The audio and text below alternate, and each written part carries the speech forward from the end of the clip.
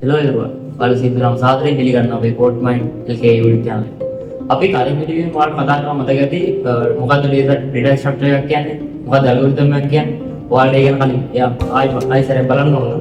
මෙතන කාඩේ ඔයාලට ඒ ඉතින් ඔයාලට ගිහිලා ඒ සම්බන්ධ බලන්න පුළුවන්. අපි අද මේ වීඩියෝ එකෙන් කතා කරන්නේ algorithm ගැන. algorithm වල main part එකක් වෙනවා. graph algorithm වල තාම වැදගත් algorithm එකක් වෙන Kruskal algorithm එක. මොකද්ද මේ Kruskal algorithm එක කියන්නේ? Kruskal algorithm එක minimum span ඒ කියන්නේ MST හොයන්න භාවිතා කරන algorithm එක. සරලව කිව්වොත් graph එකක් තියෙන සියලුම ඔක්කොම නෝඩ් කනෙක්ට් කරලා total weight එක අවම වෙන විදිහට නෝඩ් එකේ තියෙන edge select කරලා select කරන එක algorithm එක තමයි Kruskal algorithm එක කියන්නේ. අපි ඒක ගැන බලමු මොකද්ද කියන්නේ. Kruskal algorithm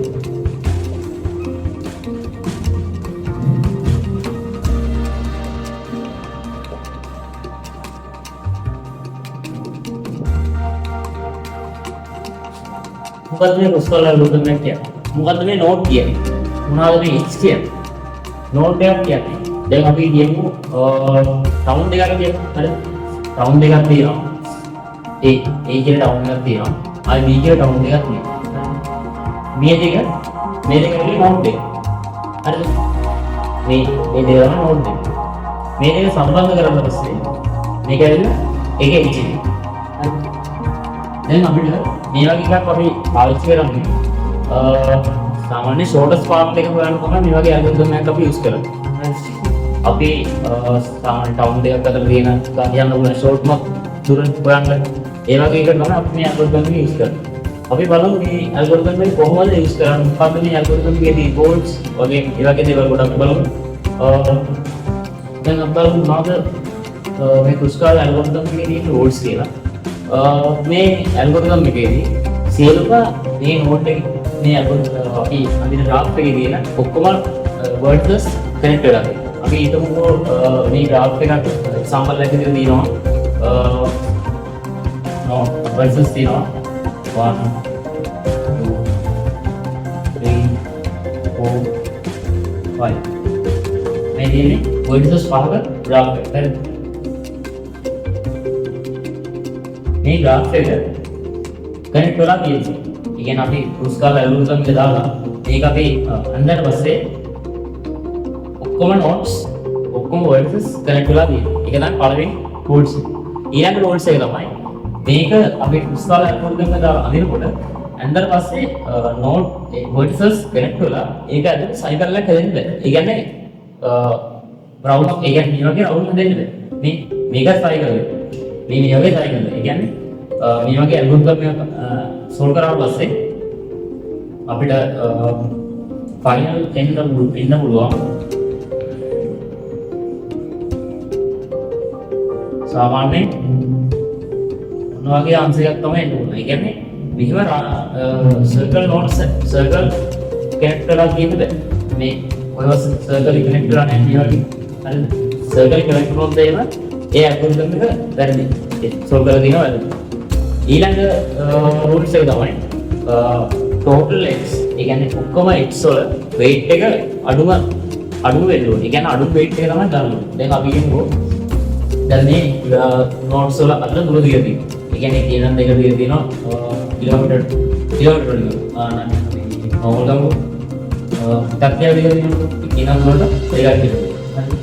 ඊට පස්සේ දෙකේ නම් හතරට තුනක් තියෙනවා. තුනේ නම් හතරට පහක් තියෙනවා. හයක් තියෙනවා. හතක් තියෙනවා. හරි. මේ දිනේ නෝඩ් වල තියෙන දුර වැඩි. හරි. දැන් මේ වගේ ඇල්ගොරිතම් එකක් අපි සොල්ව් කරනකොට අපි තෝරගන්නේ මුලින්ම වාට් එක කියන. හරි. දැන් මෙතන අපි කියමු ABCD කියලා නෝඩ් වලින් මේ තියලා තියෙනවා කියමු. එහෙම දුන්නොත් එහෙම අපි තෝරගන්න ඕනේ ඉස්සෙල්ලාම A කියන එක. හරි. දැන් මෙතන එකේ නම් මෙතන තියෙන්නේ ඒකින්ද අපි තෝරගන්න එක දිනේ. හරි.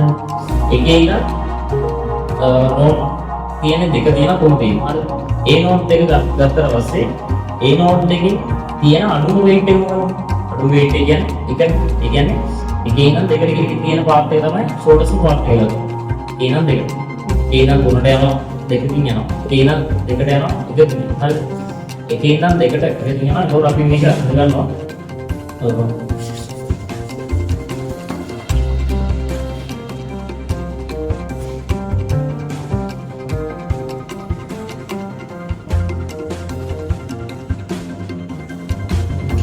ඊළඟ දෙකකින්. ඒක හරි. ඊළඟට මේ එකට පස්සේ වැඩිම තියෙනවා කියනකොට දෙකේ තියෙන يعني වැඩිම weight එක. දැන් අපි ගත්තේ අඩුම weight එක. අඩුම weight එක තමයි එක. හරි. ඊළඟට වැඩිම weight එක ඊළඟට තියෙන අඩුම weight එක තමයි මේ දෙක. ඒ කියන්නේ ඊළඟ තුන තියෙන යන පාර්ට් එක. ඒක හරි. එතකොට අපිට මේ නෝට් දෙකම හරි. තුන කියන නෝට් එකක් හරි. දෙක කියන නෝට් එකක් හරි. ඊළඟට බලනවා ඊළඟට අඩුම නෝට් එකේ තියෙන නෝට් එකේ තියෙන මොකක්ද? හරි. ඊළඟට අඩුම නෝට් එකේ තියෙන මොකක්ද? හරි. මේ දෙකත් හරි. ඊළඟට මේ මෙතන තියෙන තුන. හරි. තුන තියෙන්නේ දෙකේ ඉඳන් හතරට. දෙකේ ඉඳන් හතරට.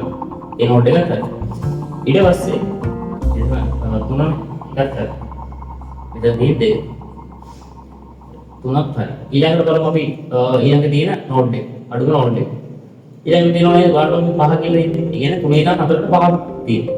දැන් මේකත් පහකින් ඥා කරොත් එතකොට මේක සර්කල් වෙනවා. හරි. සර්කල් වුණාට පස්සේ මේ ඇල්ගොරිතම් එක අර රූල්ස් වලින් එහාට. එතකොට ඒක වැරදිනවා. හරිද? ඒකින්ද අපි මේ පහ කියන එක කරන්නේ. අපි ඊළඟට බලනවා ඊළඟට තියෙන අඩුම නෝට් එක මොකක්ද කියන්නේ? අඩුම තියෙන ඊළඟට 6. අඩුම weight එක 6 තියෙනවා. හරි. ඒ කියන්නේ දෙකේ ඉඳන් පහ වෙනවා. දෙකේ ඉඳන් පහ නම් 6 වෙනවා. හරි. ඒ නෝට් එක හරි. ඊළඟට තියෙන්නේ 7. 7 ගත්තොත් 7 කියන 7 වෙනවා පහනේ. 7 ගන්නොත් එහෙම මේ නෝට් එක යා වෙලා මේක ඇතුලේ සර්කල් එක. එහෙම වෙන්න බෑ. දැන් මේ අපේ graph එක ඇතුලේ ඔක්කොම nodes connect වෙලා තියෙනවා. දැන් අපි මේ graph එක මේ කුස්කල්ලා කරලා දාලා solve කරලා ඉවරයි. දැන් මේක තමයි final answer. මේ අපි example එකක් ගත්තේ. අපි තව example එකක් කරලා බලමු කොහොමද මේ algorithm වැඩ කරන්නේ කියලා. හරි. එහෙනම් අපි බලමු මේ graph එක කොහොමද කුස්කල්ලා algorithm එකේ solve කරන්නේ කියලා. ඔයාලට පේනවාදී මේක අපි words දාලා ඉන්නේ A ඉඳන් A to G එකට. A B C D E F G. හරි. අපි weight දාලා දිනවා. කේනම් 12 ගන්න තියෙනවා. අපි බලමු මේක දැන් කොහොමද කුස්කල් algorithm use කරලා solve කරන්නේ. ඉතින් අපි මේ words ටික ලියගන්න.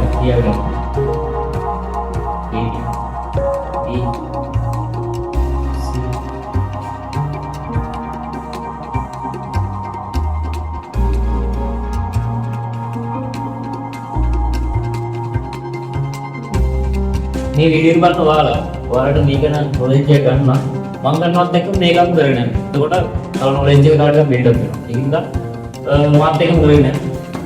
දැන් අපි ගමු A කියන note එකෙන් තමයි පටන් ගන්න. දැන් A කියන note එක ගත්තට පස්සේ ඒකේ නම් තියෙන්නේ අඩුම note එක තමයි අඩුම weight එක තමයි එක. හරි.